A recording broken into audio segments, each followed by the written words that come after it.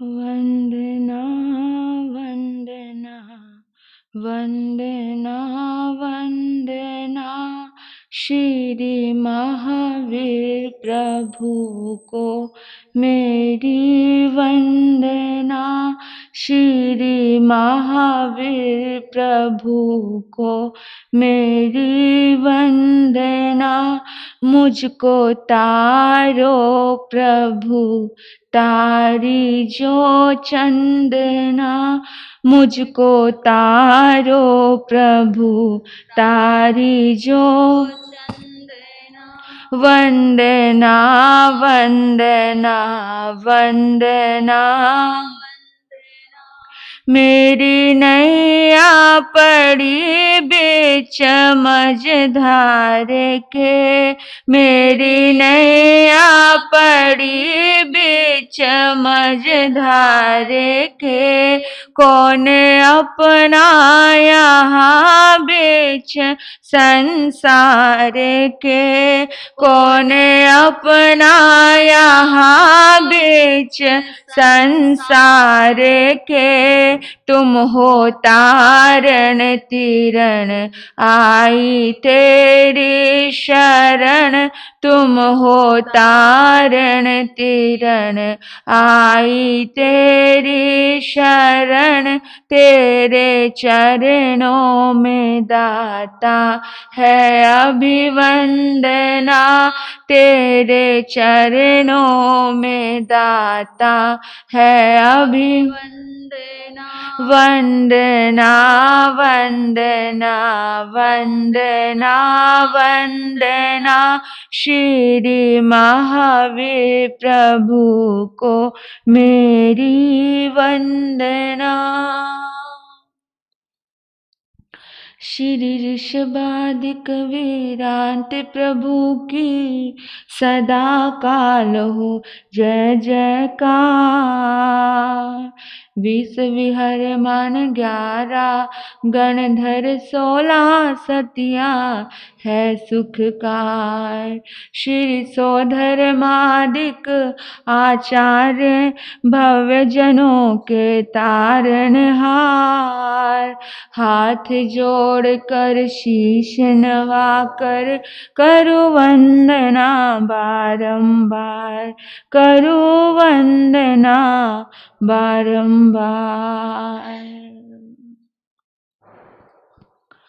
सर्वप्रथम अहिंसा भगवती के सफल आराधक त्रैलोक्यनाथ अनंत अनंत मैत्री के मसीहा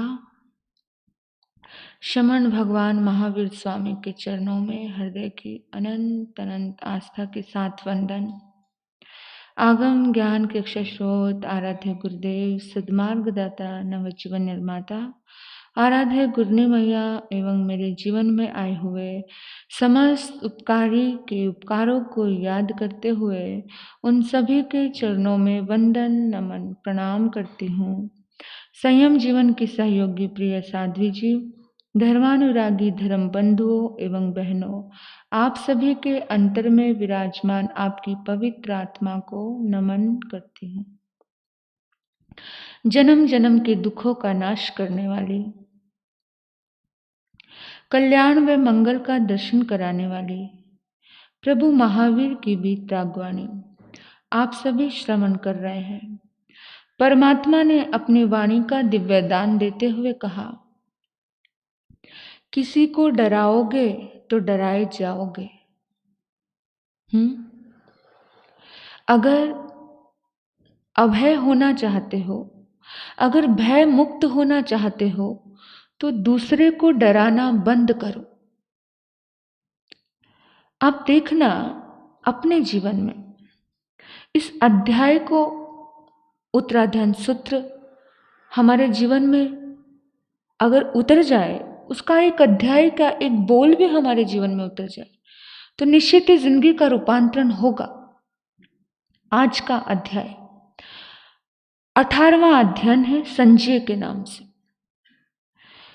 यह अध्ययन इतनी सुंदर शिक्षा देता है कि किसी को डराओगे तो डराए जाओगे।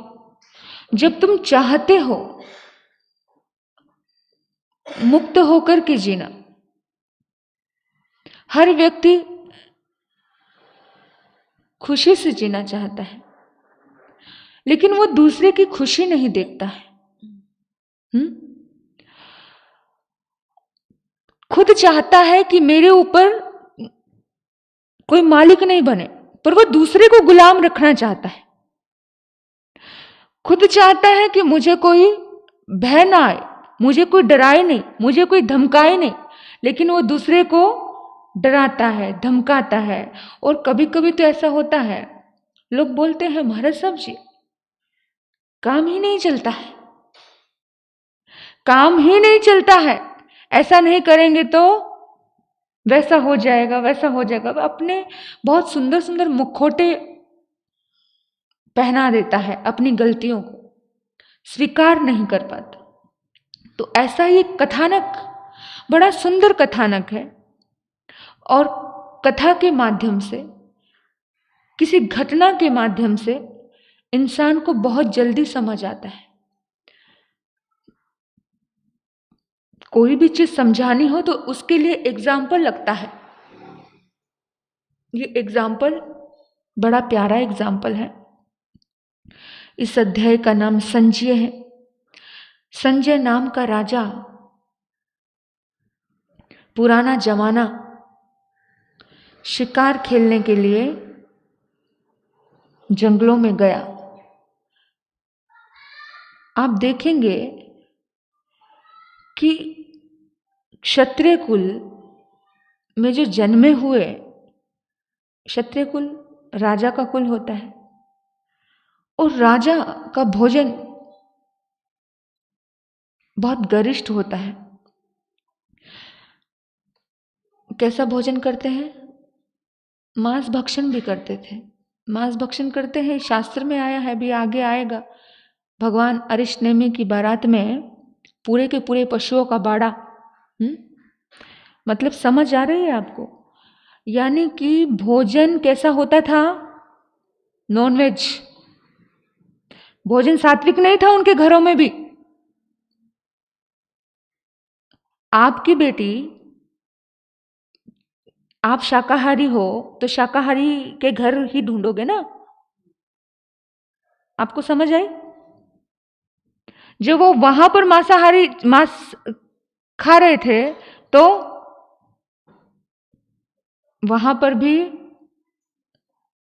इस बात से समझ जाना चाहिए। लेकिन उसमें से कुछ ना कुछ ऐसा कोई दिव्य पुरुष प्रकट होता है जिसको, जो चल रही परंपरा को एकदम से स्टॉप कर देता है।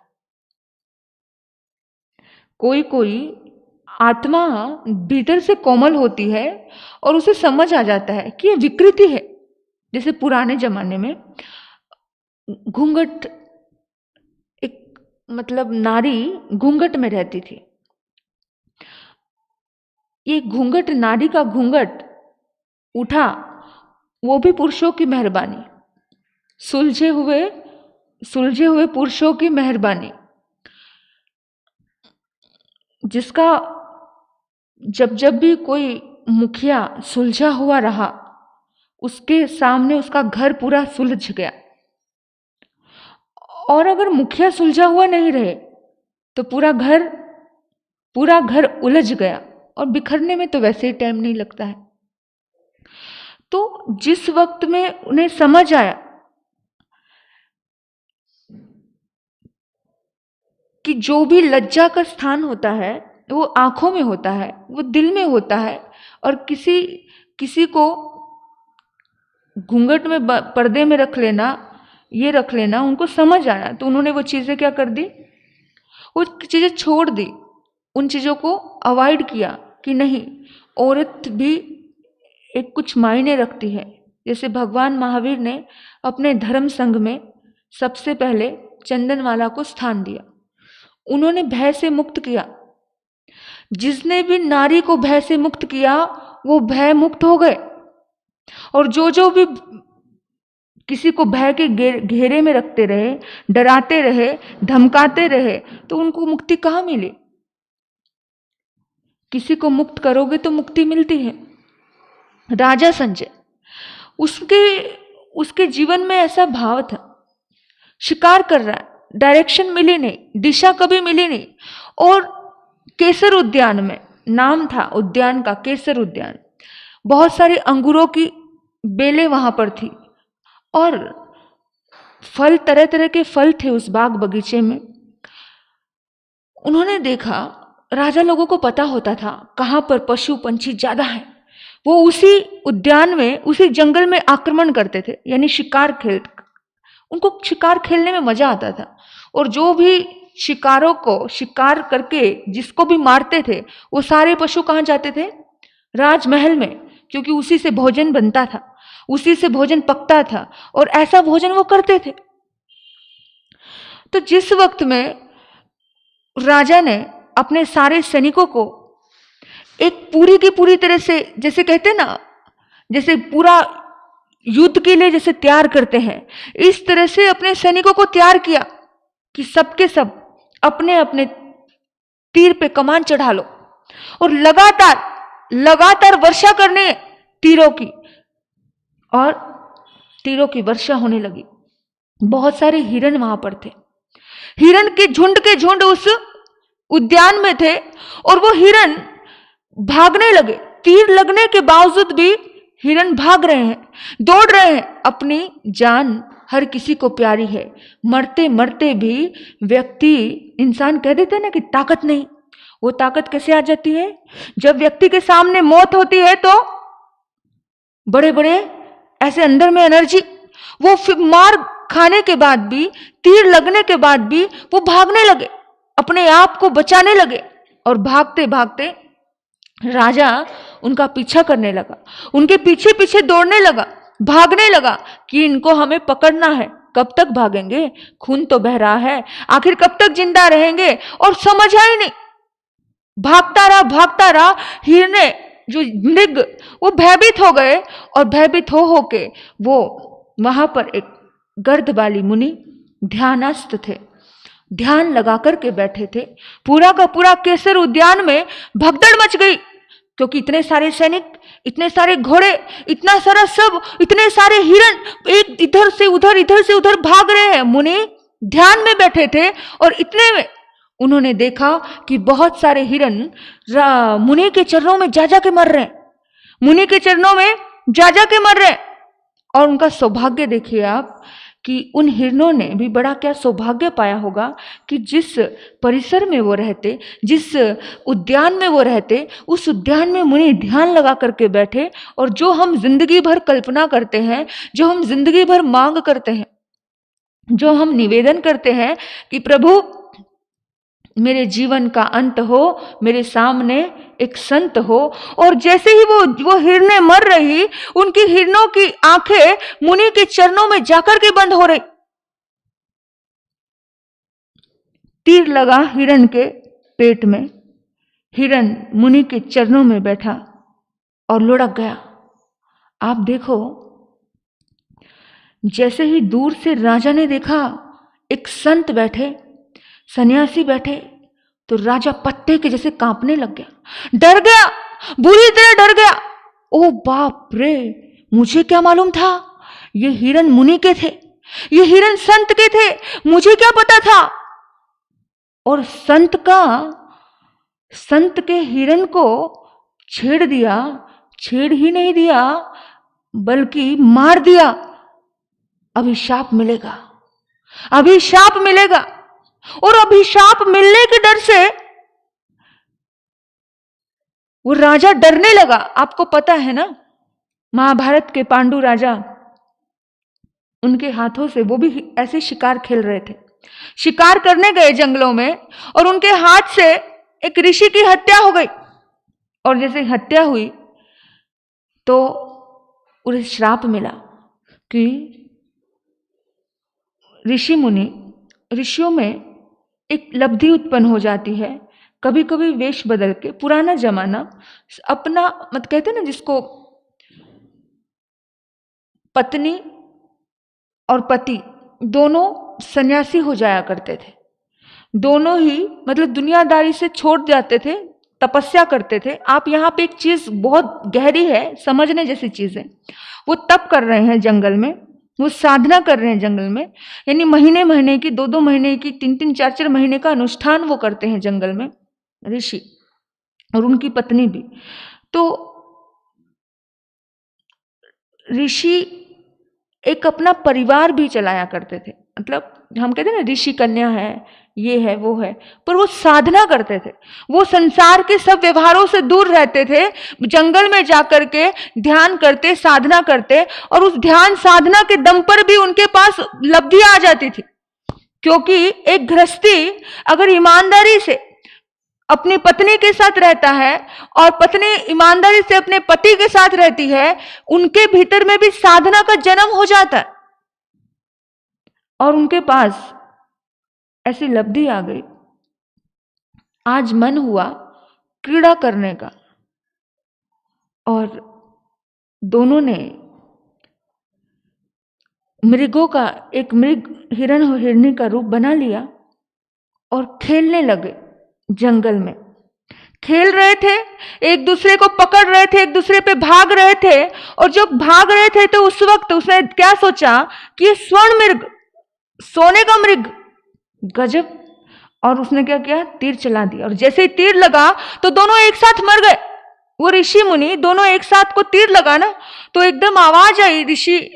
ऋषि ने कहा, जैसे हम लोग संपर्क करते करते इस दुनिया से जा रहे हैं और तूने हमें मिलने नहीं दिया।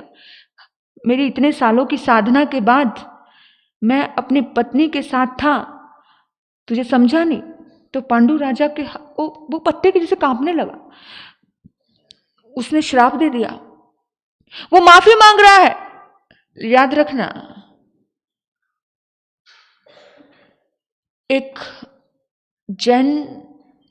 जैन परंपरा को मैंने देखा, जैन परंपरा को मैंने पढ़ा, जितना गौर से, जितना गहराई से मैंने पढ़ा जैन परंपरा को, मैंने पूरा डिटेल पढ़ने के बाद मैंने रामायण भी पढ़ा, मैंने महाभारत भी पढ़ा। मैंने एक चीज अनुभव की कि जैन संत किसी को अभिशाप नहीं देते हैं। ये बात बहुत गहरी बात थी। बहुत कम ऐसा होता है, बहुत कम, कहीं कहीं आता है, किसी किसी अभिशाप नहीं आता। क्रोध आया और आग छोड़ दे, है ना अभी चित्त संभूति मुनि का। लेकिन बहुत जगह, यानी मुनि ने सहा ना, मुनि ने सहा है, काफी हद तक जैन संतों ने, मुनि ने सहा है। यानी कि एकदम से किसी ने गलती से कोई किया, नमूची तो जानबूझकर किया, नमूची ने तो जानबूझकर किया, अरे एक बार नहीं बार बार किया, अरे उसने तो प्राण बचाए थे तो मजबूर किया संत को। तो लेकिन यहां पर किसी संत ने देखा, यहां क्षमा का एक बहुत बड़ा पाठ है कि जैन संत हमेशा क्षमा करना जानता है, बार बार क्षमा करता है, लेकिन जब हद हो जाती है तब जाकर के वो कोई कदम उठाता है। मैंने बहुत इतिहास पढ़ा और उस इतिहास में पढ़ा, जो मैंने रामायण के ऋषियों को देखा, महाभारत के ऋषियों को देखा, कुछ अपमान हुआ, भूल से भी भूल हो गई, सपोज भूल से भी भूल हुई तो एकदम से अभिशाप, जा तू पत्थर की हो जा, जा तू भी मेरे जैसे तड़फ तड़फ के मरेगा, तू ऐसा करेगा तो तेरे साथ ऐसा होगा। ये ऋषि मुनि की, और उनके अभिशाप फलते भी थे। फलते क्यों थे? क्योंकि साधना करते थे। ऋषि के अभिशाप फल जाते थे क्योंकि साधना करते थे। वो थे तो एक जैसे गृहस्थी होने के बाद भी गृहस्थी से ऊपर थे, यानी गृहस्थ आश्रम से ऊपर होकर के वानप्रस्थ आश्रम उसे बोला जाता है। वानप्रस्थ आश्रम में वो गए थे, उसमें भी इतनी ताकत होती थी कि अगर उन्होंने कह दिया तो वो हो जाता था। बात समझना, बात यह है कि एक दूसरे की नियमों का, एक दूसरे से ईमानदारी से पेश आने का ही परिणाम था। कितना बड़ा परिणाम है ना, जब एक पति पत्नी अपने आसपास दुनिया को भूल करके अपने दायरे को सीमित कर लेते हैं और साधना में जुट जाते हैं, उनमें भी ऐसी ताकत आ जाती है, ऐसी शक्ति आ जाती है कि वो भी साधना स्वरूप हो जाते हैं। उन्होंने कहा, मैं वर्षों बाद, अपनी साधना के बाद, मैं अपनी पत्नी के से मिल रहा था और तूने विघन डाला। तूने विघन ही नहीं डाला, तूने हमें मार दिया। और ऐसा बोलते बोलते कि जब तू भी अपनी पत्नी से संसर्ग करेगा, जब तू भी अपनी पत्नी के साथ प्रेम में रहेगा, उस वक्त तेरी मौत हो जाएगी। और ये अभिशाप जीते जागते मौत है। इतना, मतलब किसी को अभिशाप ऐसा मिल जाए, और संत के यानी ऋषि के मुंह से, तपस्वी के मुंह से, तपस्वी कहीं भी हो, तपस्वी गृहस्थ में हो, अगर कहते हैं, इसलिए बोलते हैं कि तपस्वी को कभी नाराज करना नहीं, साधक को कभी नाराज करना नहीं, क्योंकि साधना में बहुत पावर होती है, बहुत ताकत होती है। साधक आत्मा के मुंह से हमेशा अच्छा निकले, उनके सामने कुछ ऐसा करना। परशुराम के सामने श्री कृष्ण ने ऐसा ही किया कि उनके मुंह से अच्छा निकल गया। गरम गरम खीर शरीर पर लेपना आसान था क्या, पर लेप लिया कि उनको खुश करने के लिए। तो जब भी, जहां पर भी लगे आपको कि आत्मा साधना में लीन है, तो उस साधक आत्मा को प्रसन्न करने के लिए, कभी हमने बहुत पढ़ा है रामायण महाभारत में, राजकुमार उनकी सेवा में चले जाते थे, जंगलों में रहते थे, उनसे वरदान पाने के लिए। सेवा करे, सेवा का प्रतिफल तो वरदान मिलता। सीता को राम जैसा पति सन्यासी की सेवा के वरदान की वजह से मिला था। और ये सब चीजें कैसे घटित होती हैं? जब पांडु पत्नी से मिल रहा था, उसी समय उसकी मौत हो जाती है। उसी समय उसकी मौत हो जाती है। वो सब छोड़ छाड़ के जंगल में भी चला गया, पत्नी के साथ गया, राजकाज त्याग दिया कि मुनि ने मुझे क्या दिया, अभिशाप दिया है, ऋषि ने मुझे अभिशाप दिया है, उस अभिशाप का मैं प्रायश्चित करना चाहता हूं। मुझे ऋषि हत्या का पाप लगा है, मेरी गलती हुई है, बहुत माफिया मांगी। लेकिन कभी आप देखो, एक बार मुंह से निकल जाता है ना, बाद में हजारों बार माफिया मांग लेते हैं, लेकिन अभिशाप वापस लौटता नहीं है। जंगल में रहे, और आपको सबको पता है, आपने सबने देखा होगा महाभारत भी सब। तो बस ऐसी स्थिति, जब जब भी राजा लोगों से कुछ गलतियां हो जाती थी, तो राजा को भी डर लगता था, क्योंकि राजा भी धर्म के आगे नतमस्तक होते हैं। आपको पता है ना, जब भी चक्रवर्ती तक, 6 खंड के राजा भी जब संतों के दर्शन करने जाते हैं, सनत कुमार चक्रवर्ती का वर्णन आता है कि चित्त संभूति के, वो तो चंडाल जाति के थे, लेकिन फिर भी दर्शन करने गए ना, साष्टांग प्रणाम किया ना, यानी कि त्याग की महिमा बहुत बड़ी होती है। ये राजा लोगों को पता होता है, और एकदम से अनायास उनसे गलती हो गई, और उन्हें लगा कि इनके सिर पर तो किसका साया है, एक मुनि का साया है, एक संत की छत्र छाया है, और सिर पर किसी पावरफुल की छत्र छाया होना तो दुनिया की कोई ताकत उसका बिगाड़ नहीं सकती है। और मेरे से ये क्या हो गया, डरने लगा राजा संजय, इतना डरने लगा। और मुनि मौन है, जिन शासन के मुनि काफी हद तक मौन रहा करते थे। ये तो बहुत अलग परंपराएं चल गई कि आपको आना, और संत बोले तो संत को अच्छा कहेंगे, और संत शांत रहे तो, संत मौन रहे तो, महाराज साहब तो बोलते ही नहीं है ना, होता है ना, महाराज जी तो बोलते नहीं है। लेकिन वो राजा खड़ा खड़ा कांप रहा है, डर रहा है, भयभीत हो रहा है, मेरा क्या होगा, इतना डर रहा है। और जाकर के मुनि के चरणों में माफी मांगने लगता है, मुझे माफ कर दो, मेरे से गलती हो गई, मुझे नहीं पता था ये आपकी मृग है, और आप इनका पालन पोषण कर रहे हो, आप इन्हें देख रहे हो, इनके ऊपर आपकी छत्र छाया है, मुझे माफ कर दो, मुझसे गलती हो गई। किस लिए गलती की माफी मांग रहा है? उसको लग रहा है कि ये मुझे कभी अभिशाप ना दे दे, इनके मुंह से कभी कुछ गलत वाक्य ना निकल जाए, इनके मुंह से कहीं कुछ ऐसा ना निकल जाए। और मुनि मौन रहे, मुनि ने कुछ बोला ही नहीं, आंखें बंद करके। अब मौन ज्यादा डिस्टर्ब कर देता है इंसान को। अब जैसे घर में झगड़ा हो सास बहू का, और अगर झगड़ा नहीं भी हो, चलो छोटी सी बात भी हो, और कोई अपने आप ही मौन हो जाए, तो प्रतिपल इंसान बेचैन रहता है अब प्रतिपल बेचैन रहते हैं कि मौन का कारण क्या है। फिर लोग बोलते हैं, लोग कहते हैं कभी कभी ऐसा होता है हम अपने आप को समझा सकते हैं, दूसरे को नहीं समझा सकते। मौन होना इंसान को बहुत दुख देता है। तो कहते अपने रिश्ते बोलते हैं ना, रिश्ते बोलते हैं ना कि तुम मौन मत हुआ करो, तुम चुप मत हुआ करो, तुम मुझे बोल लिया करो, मुझे डांट लिया करो, लेकिन मेरे से मौन नहीं होना। ऐसा होता है ना, क्योंकि मौन इंसान को बहुत बेचैन कर देता है। रिश्तों का मौन इंसान को बेचैन कर देता है। और ऐसा बहुत बार होता है कि आप मुझे मार लो पर मौन मत रहा करो, आप मुझे डांट लो पर मेरे से बोलना मत छोड़ा करो। क्योंकि थप्पड़ मारने से भी ज्यादा बड़ी सजा क्या होती है? मौन हो जाना। और उस रिश्ते का दुर्भाग्य हुआ करता है। इस अध्याय में बहुत छोटे छोटे पॉइंट है, अगर आप समझ जाओ तो उस रिश्ते का बड़ा दुर्भाग्य हुआ करता है जो रिश्ता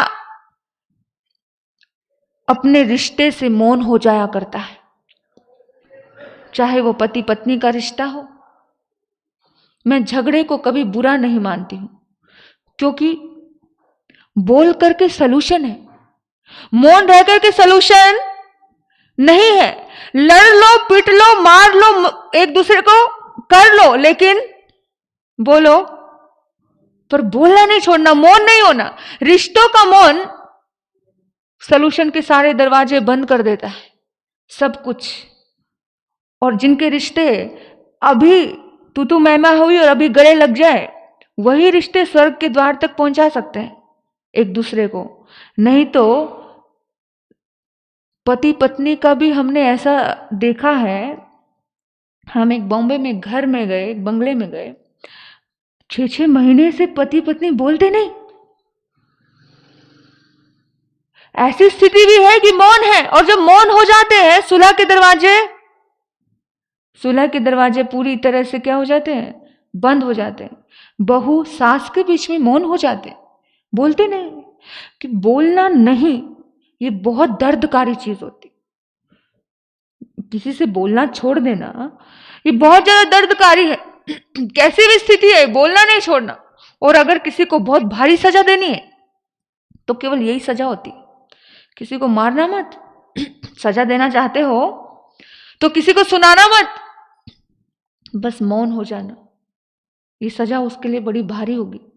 और जब मौन हो जाते हो तब व्यक्ति को लगेगा कि उसको अपने आप ही गलती रियलाइज हो जाती है ना। जब आप मौन हो जाते हो तो गलती रियलाइज जल्दी होती है। 10 बार बड़बड़ करो, टिक टिक करो तो गलती, तो आर्ग्यूमेंट बढ़ता है। दोनों तरफ से समझा रही हूं, इधर से भी और उधर से भी, दोनों ही चीजें में आपको आपके हिसाब से, क्योंकि लेने वाला अपनी बुद्धि से लेगा। और मैं जिस रूप से समझा रही हूं उस रूप से पता नहीं ले कि नहीं ले। भगवान महावीर जब प्रवचन करते थे, जब धर्म सभाएं करते थे, तो हर किसी को अपनी अपनी भाषा में वो प्रवचन समझ आता था। हर व्यक्ति अपनी अपनी बुद्धि से तो ग्रहण करता था। अगर एक ही बुद्धि से ग्रहण कर लिया होता, भगवान महावीर जैसे समझाना चाहते थे वैसा ही समझ लिया होता, तो यहां पर इतने पंथ थोड़ी बनते। सबने अपनी अपनी बुद्धि से ग्रहण किया, तभी तो इतने पंथ बने और इतने तरह तरह के साधु संत मिले, इतने तरह जिसकी हर किसी की अपनी बुद्धि। तो मौन हो गए मुनि कुछ नहीं बोले। तो राजा रोने लगा, राजा दुखी होने लगा। राजा ने पैर पकड़ लिए, बोला आप मुझे मार लो, आप मुझे डांट लो, आप मेरे लिए कुछ भी कर लो, आप लेकिन बोलो मुनिराज, तुम बोलो। तुम, मेरा दिल बैठा जा रहा है, तुम्हारा मौन मुझे खाए जा रहा है और मैं मर रहा हूं। जब ये बोला, मैं डर रहा हूं, मैं टूट रहा हूं, तब मुनि ने आंखें खोली। क्योंकि मुनि ने कहा, राजन, अगर तुम डर रहे हो, तुम अभय चाहते हो, तो दूसरे को डराना बंद करो।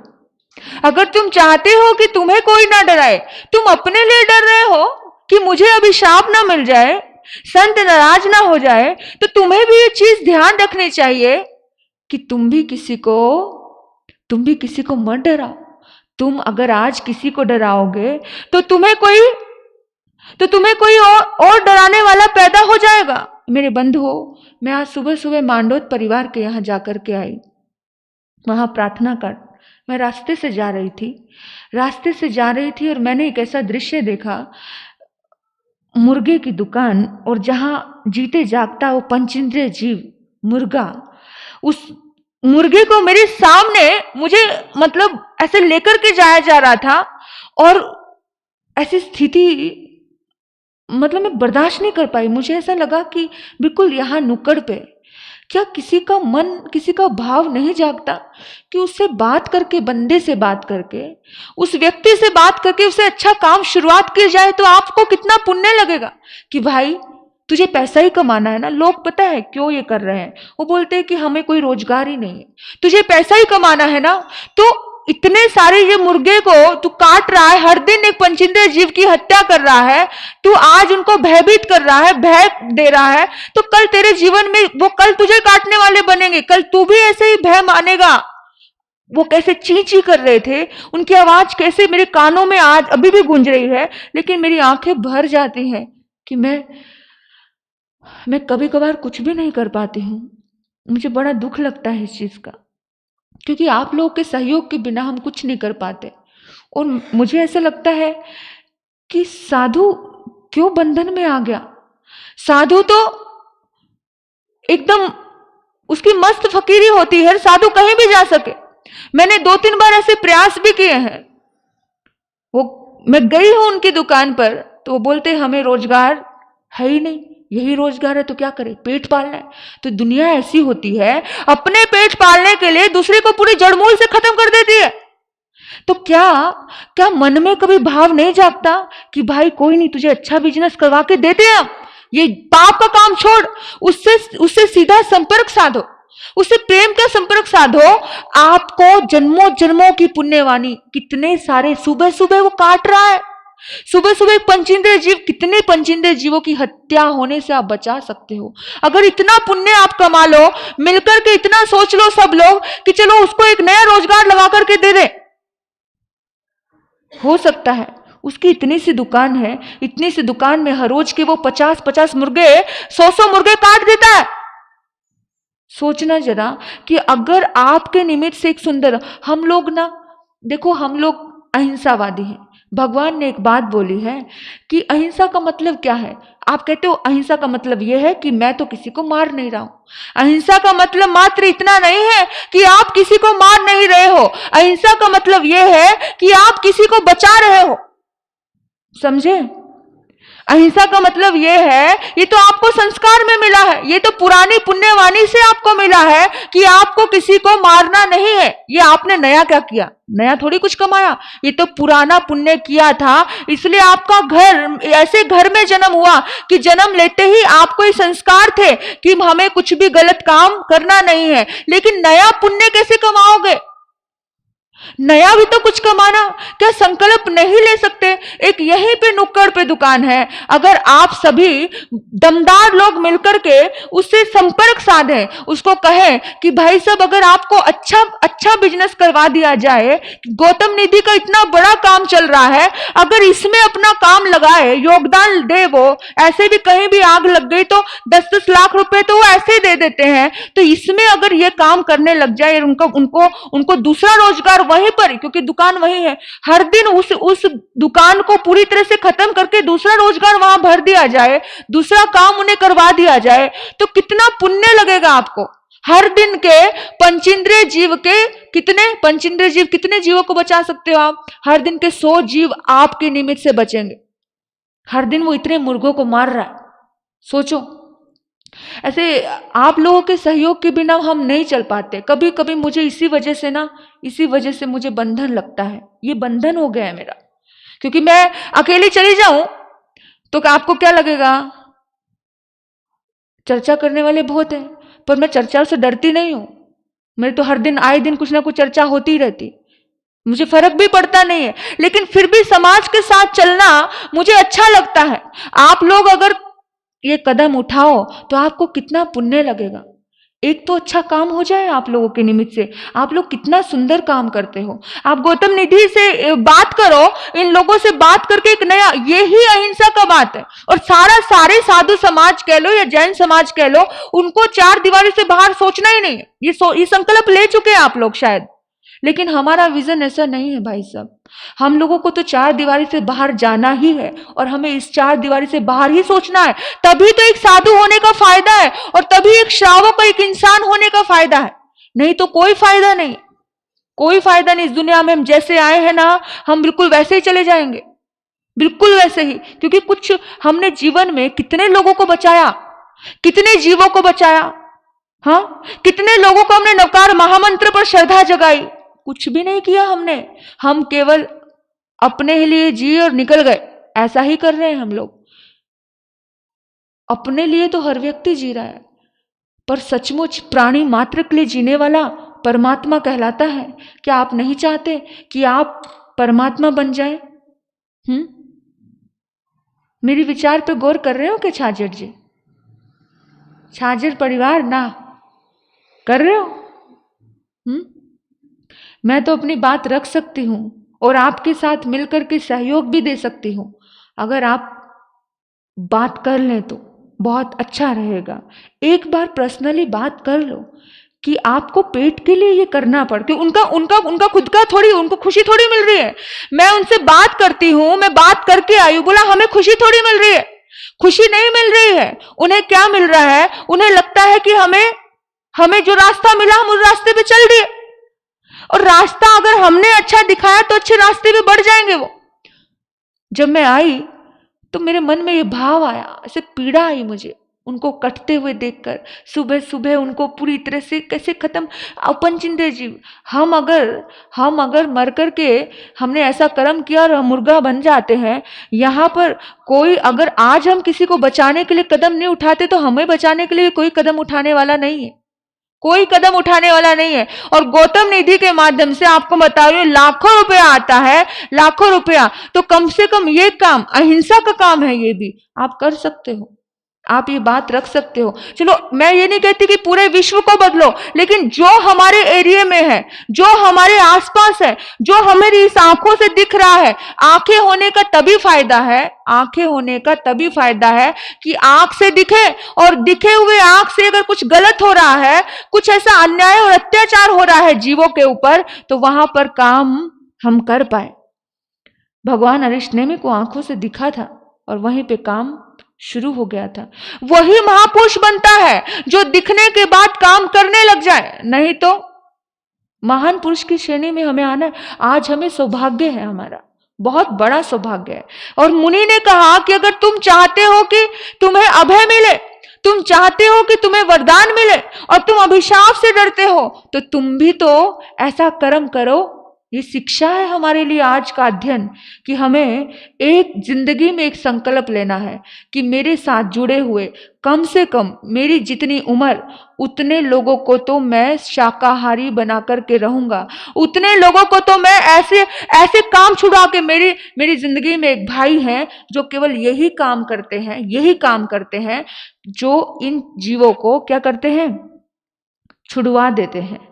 और हमारे जो बम परिवार है ना, जिन्होंने गौशाला का निर्माण किया हुआ है, साध्वी जागृति प्रेम वत्सल गौ सेवा धाम चल रहा है हमारा यहाँ पर, वाघोली के पास भावड़ी है वहाँ पर। तो एक बकरा ईद के समय में एक बात आई थी, हमने कहा था कि हम खार में थे, मैंने उनको बोला कि आप बकरे छुड़वा कर उस दिन पहले से ही बकरे खरीद लो। तो बॉम्बे के लोगों ने कहा था कि हम बकरे खरीद लेते हैं, 5-5 हजार में आते हैं, 5 पंजिंदे जीव की हिंसा से हम बचा सकते हैं उनको नहीं मरने देंगे, लेकिन उन्हें रखेंगे कहाँ। तो बम परिवार ने एक बात कही थी कि महाराज साहब जी, मेरे पास बहुत बड़ी जगह है, आप ये सोचो कि उन मुर्गों को बचा करके रखेंगे कहाँ। वो कहते मेरे पास बहुत बड़ी जगह है, उनको जब तक उनका जीवन है तब तक उन्हें भोजन मिल जाएगा। इनकी आयुष ज्यादा नहीं होती है, बहुत कम आयुष होती है, बहुत कम, हाईएस्ट 10 साल हाईएस्ट मान के चलो आप। कोई बहुत 100 साल नहीं जीते हैं लोग, तो अपने आप अपनी मौत मरे तो आपको कितना पुण्य का लाभ है, कितना पुण्य का लाभ है कि आपने किसी को बचाया। जीते जागते जिंदगी में एक संकल्प लेना आप। मैं तो हमेशा, मैं सच कह रही हूं, मैं हमेशा एक भावना भाती हूं कि भगवान किसी को बचाते बचाते मौत भी हो जाए तो उसका दुख नहीं होगा मुझे, क्योंकि मैं किसी को बचा के जा रही हूं। और ये संकल्प आपके भीतर में भी हो कि आपके निमित्त से कुछ जीव तो बचे। और बम परिवार कोई बहुत दूर नहीं है यहां से, बाघोली कोई बहुत दूर नहीं है यहां से। आपके पास तो मैं स्थान भी बता रही हूं आपको, और करने वाले भी बता रही हूं मैं आपको। वो भाई बैठे हैं और वो बहुत अच्छे से जानते भी हैं, रिश्तेदारी में पढ़ते हो ना। हाँ, तो आप मैं आपको कहना चाहती हूं कि जो हमारे संत मुनि कह रहे हैं कि आप अहिंसावादी हो, खाली अहिंसा परमो धर्म, अहिंसा परमो धर्म, ये कहने से आपका जैन होना सार्थक नहीं हो जाता है। आपको उस और कदम बढ़ाने पड़ेंगे। हमने अहिंसा का मतलब ही नहीं जाना, हम नहीं मार रहे हैं। दुनिया में जो ये काम कर रहे हैं, महावीर ने यही तो किया ना, जगह जगह जाकर के। नहीं तो उन्हें क्या जरूरत थी, उन्हें क्या जरूरत थी? अपना उपकार तो किया, दूसरे का भी तो उपकार किया, उन्हें क्या जरूरत थी? और ये आप दूसरे के ऊपर उपकार नहीं, ये अपने ऊपर उपकार कर रहे हो आप। मैं हमेशा एक बात कर रही हूं, जब आप दूसरे के लिए कुछ कर रहे होते हो ना, तो ये सोचकर मत करना कि मैं दूसरे के लिए कर रहा हूं, मैंने ये किया, मैंने ऐसा किया। नहीं, आपने अपने ऊपर करुणा की, इसलिए आपने किया। इस दुनिया में बड़े बड़े महान लोग हैं और बड़े बड़े धनवान लोग भी हैं। हम ऐसे ऐसे धनवान लोगों को जानते हैं।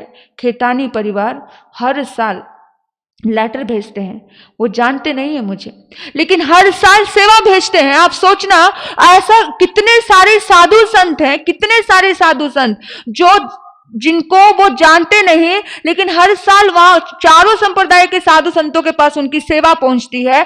चारों संप्रदाय के साधु संत, एक भी संप्रदाय का भेदभाव नहीं है। और कोई भी साधु कहीं से भी फोन करवा दे, समाचार करवा दे कि यहां पर ऑपरेशन हुआ है, वो ये नहीं पूछेंगे, वो कहते हैं हॉस्पिटल का नंबर भेज दो, अकाउंट भेज दो, वहां पर पूरा का पूरा उनका सारा खर्चा वो उठा लेते हैं। और पूरा करो बकायदा सारे जो कुछ उनका पूरा लिस्ट आता है कि इसमें से सिर्फ बताने की जरूरत है, सिर्फ बताने की। इतनी सेवा, और सभी तरह की सेवा, हर तरह की दवाई, हर तरह का कपड़ा। ये सारी व्हीलचेयर जो ब्लू कलर की व्हीलचेयर है, ये सारी व्हीलचेयर है, सारे साधु संतों के पास आप देखते हो सब उनके।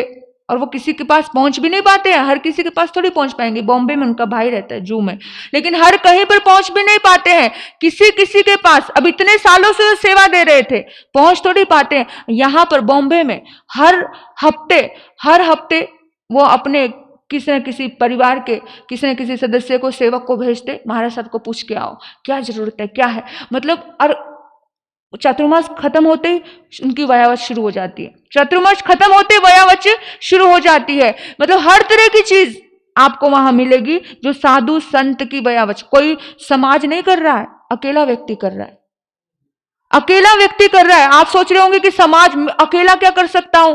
अच्छा, खुद होकर के हमको लेटर लिखते हैं, हमें भेजते, पूरी लिस्ट लिखते हैं कि इसमें कितना कितना चाहिए, कितना वहां लिखते, नग भी लिखा होता है, आपको 10 पीस चाहिए, 50 चाहिए, 1 चाहिए, मतलब पूरा नग है। आप जो भी करो प्रॉपर वहां पर काम होता है। विचार करना मेरे बंधुओं कि कैसे कैसे इस दुनिया पर महानुभाव है।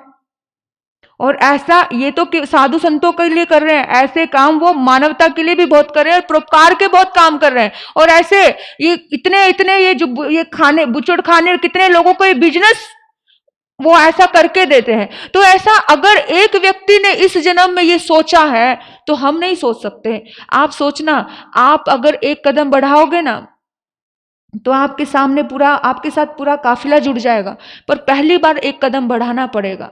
ऐसे ही एक किसी को अगर पहली बार आपने भय से मुक्त किया ना किसी को, आपको कभी नरक में जाना नहीं पड़ेगा। नरक में वही व्यक्ति जाता है जो कभी ना तो खुद किसी को भय से मुक्त करता है और जो किसी को भयभीत करता रहता है। ये जो कर रहे हैं ना लोग, ये दूसरे को भयभीत कर रहे हैं, ये अपनी नरक गति का पूरा नरक गति का निर्माण कर रहे हैं। नरक गति में निश्चित है, क्योंकि हिंसा और हिंसा, अगर आपने उस हिंसा को बंद करवा दिया तो आपको तो स्वर्ग नहीं, आपका तो डायरेक्ट मोक्ष, शाश्वत सुख है। जिंदगी में एक ही संकल्प लेना, यथा योग्य जितनी आपकी शक्ति। एक व्यक्ति को तो भी ऐसी, एक व्यक्ति के व्यापार को तो भी बंद करोगे आप, ऐसा संकल्प लेना। एक व्यक्ति के ऐसे गंदे व्यापार को बंद करोगे आप।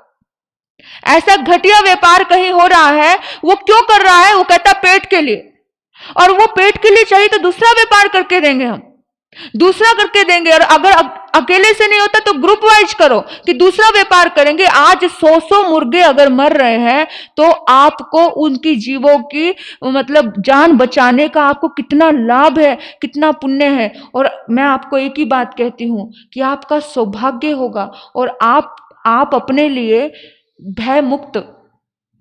कुछ लोग बहुत जो हर चीज में डरते हैं, हाय ये नहीं हो जाए, हाय वो नहीं हो जाए, जो निडर होकर के आप जी पाओगे, निडर होकर के जी पाओगे। यही इस अध्याय का, यही एक अध्याय का संदेश है। पेट भर सकती है तेरा जब फकत 2 रोटियां, पेट भर सकती है तेरा जब फकत 2 रोटियां, ढूंढता फिरता है क्यों बेजुबां की बोटियां, बेजुबां की बोटियां। तो बस राजा संजय ने जब ये सारे संदेश सुने तो राजा को वैराग हो गया। राजा ने दीक्षा ले ली और दीक्षा के पथ पर बढ़ गया। राजा उसी टाइम अपने राजमहलों में गया नहीं, अपने किसी प्रकार की कोई भी साधना उसने मतलब बाहर का जो प्रपंच है सब छोड़ दिया, सिर्फ आत्मा की साधना में लीन हो गया। और याद रखना मेरे बंधुओं, जैसी भीतर की साधना होती है वैसे के वैसे कमल खिलने लग जाते हैं। आप देखिए जब वो विचरण कर रहे थे, विचरण करते हैं तो साधु संत बहुत मिलते हैं, तो उनको एक संत मिले, तो उन संत ने मिले और उन संत ने बड़े भाव से उनको कहा कि कमाल है, आप बहुत ज्यादा ओजस्वी लग रहे हो। ओजस्वी यानी कि आपके चेहरे पर तेज है, आप सन्यासी हो लेकिन फिर भी आपका चेहरा खिला हुआ कमल लग रहा है। यानी कि सच में आपके भीतर में जो साधुता है वो साधुता आपके चेहरे के माध्यम से, आपके चेहरे के माध्यम से झलक रही है कि आपके चेहरे में इतना तेज। कुछ लोग बड़े मुरझाए लगते हैं, गृहस्थी मुरझाए लगे तो समझ आता है, लेकिन संत मुरझाया लगे तो समझ नहीं आता। संत को तो हमेशा खिला हुआ होना चाहिए, और ऐसा खिला हुआ, ऐसा एक्टिव, ऐसा ओज आपके पास है। जब वो संत मिले और संत ने ऐसा कहा कि आपकी साधुता, आपके गुरु कौन है, आपका नाम क्या है, आपका गोत्र क्या है, इसी तरह से सारी बातें चल रही थी। तब संजय मुनि ने उनको अपना परिचय दिया कि मेरे गुरु गर्दवाली हैं और मेरे गुरु ने मुझे अभय दान देना सिखाया है। सबसे बड़ा दान कौन सा होता है? अभय दान। अभय दान यानी किसी के प्राणों का रक्षण करना सबसे बड़ा दान होता है। आप हजारों, मतलब ये परमात्मा ने कहा कि सबसे बड़ा दान कौन सा? किसी के प्राणों का रक्षण करना, ये सबसे बड़ा दान है। तो मेरे गुरु ने मुझे सिखाया है, मेरा संजय नाम है और मैं सेयंती मुनि बन चुका हूं। मेरा नाम क्या है? गोत्र है मेरा गौतम मेरा गोत्र है, और मैं अहिंसा, संयम और तप का आराधक हूं। इस तरह से उस मुनि ने कहा कि सचमुच आप सच्चे साधक लगते हो। पर फिर भी एक बात मैं आपको कहना चाहता हूं कि आपका जीवन का क्या उद्देश्य है? वो कहते उद्देश्य यही है, सभी के जीवन को सुख और सुकून से भरना और खुद भी सुख और सुकून से जीना। यानी समझ रहे हो आप? मत जुल्म करो, मत जुल्म सहो। करने वाले को रोकेंगे, करने वालों को डाइवर्ट करेंगे, करने वालों को समझाएंगे। यही काम है। साधु का काम क्या होता है? खुद भी अहिंसा का पालन करते हैं, दूसरे को भी अहिंसा का पालन करवाते हैं। तो उन्होंने बहुत सारी चर्चाएं की, बहुत सारी धार्मिक चीजें बताई। उसने पूछा, फिर सेयंती मुनि ने भी पूछा कि आपको क्या है, आपके पास क्या है, क्या साधना है आपके पास, क्या ज्ञान है आपके पास? तो उन्होंने बताया कि मैं अपनी मौत को जानता हूं, मैं अपने अतीत, अपने वर्तमान और अपने भविष्य को भी जानता हूं। तो बोला ऐसी साधना आपको कैसे मिली, कैसे प्राप्त की? तो उन मुनि ने कहा जिन शासन में ही ऐसी साधना है, बाकी किसी शासन में ऐसी साधना है नहीं। और मौत को, मृत्यु को महोत्सव बनाने की साधना केवल जिन शासन में ही है। और इतनी सुंदर बात जब उसे समझ आई कि अच्छा, जिन शासन में ही ऐसी साधना है। हाँ, तुम जिस राह पे बढ़ रहे हो वो राह बिल्कुल सम्यक है, उस राह से वंचित मत हो जाना, उस राह से डगमगा मत जाना, इस राह पर ही बढ़ते रहना, आपने रास्ता बिल्कुल सही चुना है। और सयंती मुनि को, जो संजय मुनि थे, अब वो सयंती मुनि बन गए। उन्हें बड़ा सुकून होता है, बड़ा अच्छा लगता है ये सुन करके कि कमाल की बात है कि मैं जिस राह पे बढ़ा हूं, अब आप जिस राह पे बढ़ रहे हो और कोई कह दे बहुत सुंदर राह है, तुमने जो रास्ता चुना बहुत अच्छा, कितना खुश होता है ना मन। तो सयंती मुनि भी बहुत खुश हुए, उनके भीतर की खुशी का कोई भी ठिकाना नहीं था। तो लेकिन जो समझदार व्यक्ति होता है, जो बुद्धिमान व्यक्ति होता है, वो अपने जीवन में अच्छे कार्य करता है। बुद्धिमान हर काम को सुलझा देता है और जो मूर्ख होता है हर काम को उलझा देता है। और कभी कभार हम लोग भी ऐसी मूर्खता कर जाते हैं। जैसे एक आदमी ने एक बंदर पाला था, हाँ? और उसने उसे सब सिखाया, चाय बनाना सिखाया, पंखा झलना सिखाया। आपने बंदर का खेल देखा है? बंदर बंदारी का बचपन में मैंने बहुत देखा है। गलियों में वो करने आते थे, वो ससुराल जा रहा है डंडा लेकर, ये करके वो करके। ऐसे इस व्यक्ति ने बंदर पाला और उस बंदर से ही अपनी आजीविका चलाया करता था। पर एक दिन वो पूरी की पूरी सेवा अपने मालिक की करता था और एक दिन बंदर ने देखा कि मेरे मालिक के सो रहा था मालिक, और उसके मालिक के नाक पर मक्खी बैठ गई। अब उसने, बंदर को बड़ा गुस्सा आया, मक्खी हट नहीं रही, उसने मक्खी को मार दूंगा। और उसने ली कटार और क्या किया, उसकी नाक पे दे मारी और मक्खी तो उड़ गई पर नाक कट गई। तो कभी कभी मूर्ख लोगों का सहयोग मत करो जो आपकी नाक कटवा दे। हाँ, समझदार लोगों का सहयोग करें। आपको समझ गया होगा, सम्यक ज्ञान, सम्यक दर्शन, सम्यक चारित्र, जहां अहिंसा, संयम और तप की साधना हो, ऐसे लोगों का सहयोग करो। जो आपको सही रास्ता दिखा रहे हो, ऐसे लोगों का सहयोग करो। बस ऐसे ही संजय मुनि ने अपनी सही रास्ते चुने और क्षत्रिय मुनि ने पूछा, मुनिराज आप राजा होकर के साधु हो गए, बहुत बड़ी बात है। उन्होंने बोला कि मेरे गुरु ने जो मुझे रास्ता दिखाया वो सचमुच बहुत सही रास्ता था और केवल मात्र मैं ही राजा होकर मुनि नहीं बना हूं। ऐसे जिन्हें शासन में अनमोल रत्न है, जो राजा थे और चक्रवर्ती थे तो भी वो संत बने। पर सारी लिस्ट उस क्षत्रिय मुनि को बताने लगे कि कुंथुनाथ जी चक्रवर्ती थे, हमारे तीर्थंकर, है ना, अरनाथ जी चक्रवर्ती थे, महापदम हरिन सेन, भरत, सगर, सनत कुमार चक्रवर्ती, शांतिनाथ चक्रवर्ती, ये सब भोग सुख उनके पास खूब थे। लेकिन उन्होंने कुंडरिक, पुंडरिक, राजा, द्विमुख, नरगति, उदायन, नमी, बहुत सारे राजाओं का उन्होंने उदाहरण दिया कि राजा होकर के भी संत बनना बहुत बड़ी बात नहीं है। जब किसी आत्मा को समझ आ जाता है कि यही रास्ता सही है, बस फिर उसी रास्ते में आनंद आता है। और मुझे, जैसे आपने कहा ना कि ये रास्ता आपने अच्छा चुना, तो मुझे इसी रास्ते में आनंद है और मैं अपनी आत्मा का कल्याण कर रहा हूं। ये हमारा 18वां अध्ययन है। इस 18वें अध्ययन से हमें बहुत कुछ शिक्षा मिलती है। आप सभी इस अध्ययन में अपने आत्मा को देखना और अपनी आत्मा का उत्थान और कल्याण करना। आपने मुझे सुना, आपके भीतर बैठे परमात्मा को नमन करते हुए ओम शांति। हाँ, 9 तारीख को ज्ञान पंचमी है। देखिए, आज हम जो भी जीवन जी रहे हैं, हम ज्ञान की वजह से जी रहे हैं। आंखें ज्ञान का काम करती, कान ज्ञान का, मुंह ज्ञान का, यानी कि हमारी 5 इंद्रियां ज्ञान की वजह से हमारे जीवन में सहयोगी हो रही हैं। तो सरस्वती की, ज्ञान की देवता की आराधना करना है। बच्चों के लिए ये साधना बहुत जरूरी है। ज्ञान की देवी यानी सरस्वती माता की आराधना बहुत जरूरी है। उस दिन आप अपने हाथ से बच्चों को पेंसिल, किताबें, बच्चों के हाथों से, यहाँ आगम है, यहाँ आगम की पूजा हो, आगम की आराधना हो, आगम की साधना हो। एक भी आत्मा ऐसी ना, घर का बच्चा उस पूजा, उस अनुष्ठान में हो। वो अनुष्ठान रहेगा उस दिन, ज्ञान पंचमी का एक सुंदर अनुष्ठान। उस अनुष्ठान में घर का युवा, क्योंकि युवा को भी सद्बुद्धि चाहिए, बच्चों को भी सद्बुद्धि चाहिए, बूढ़े बुजुर्गों को भी सद्बुद्धि चाहिए। तो एक आत्मा भी ऐसी ना रहे जिसके भीतर में सद्बुद्धि आप नहीं चाहो, सबके भीतर में चाहते हो ना, बुद्धि नहीं, आप चाहते हो सद्बुद्धि। तो हर घर के बच्चे बच्चे को यहाँ आकर के 9 तारीख को अनुष्ठान हमको करना है। सरस्वती माता का अनुष्ठान, ज्ञान पंचमी है, और बहनें लगभग वाइट, सभी वाइट कपड़े पहन के आए। सरस्वती माता का वाइट यानी कि पवित्रता का रूप है, क्लियरिटी का रूप है। वाइट में कहीं पर भी कोई भी दाग धब्बा रहता नहीं, क्लियरिटी रहती है। तो वाइट कपड़े पहन के आना है। भाई लोग भी आए और आप सभी आए। अनुष्ठान में केवल आपको इस बात का ध्यान रखना है कि कोई अशुद्धि में ना आए, क्योंकि अनुष्ठान रहेगा। और सरस्वती माता का अनुष्ठान हर साल हम उपवास के साथ करते हैं। किसके साथ?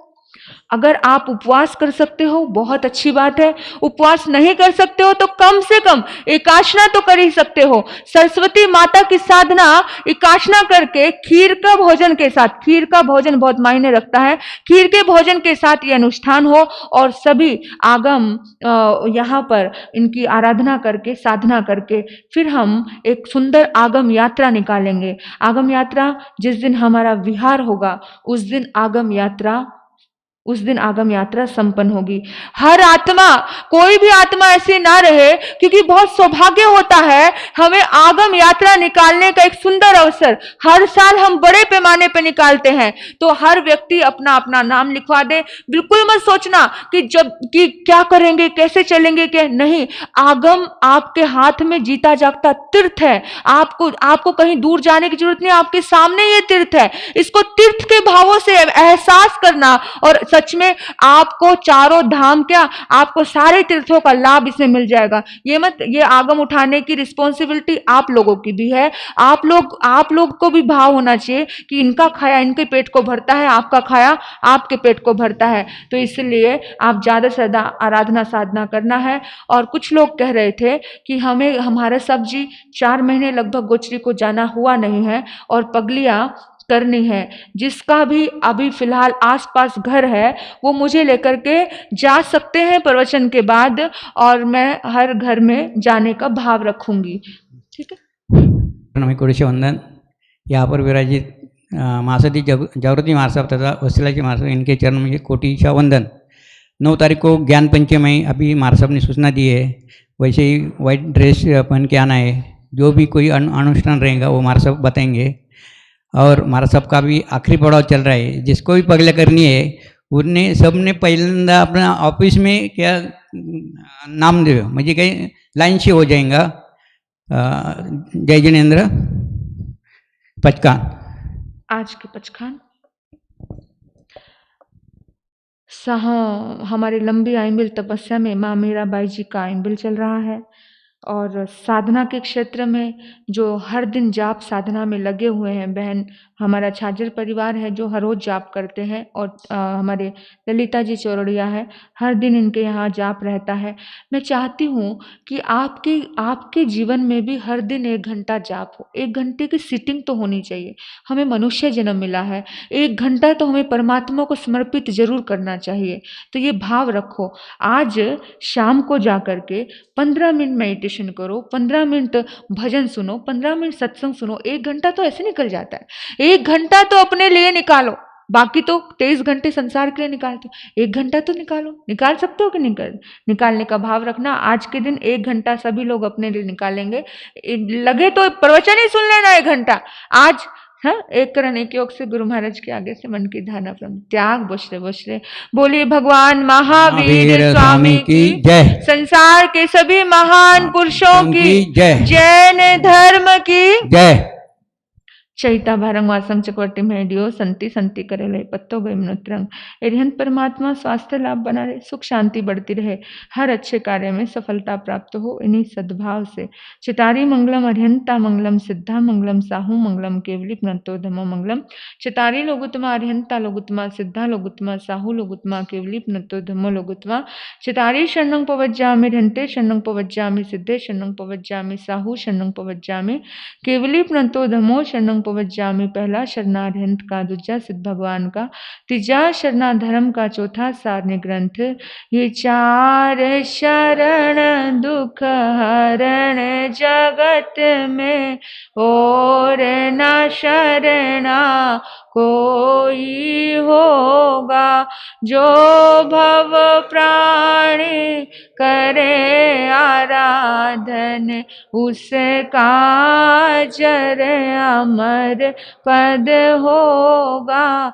उसका सदा ही मंगल होगा।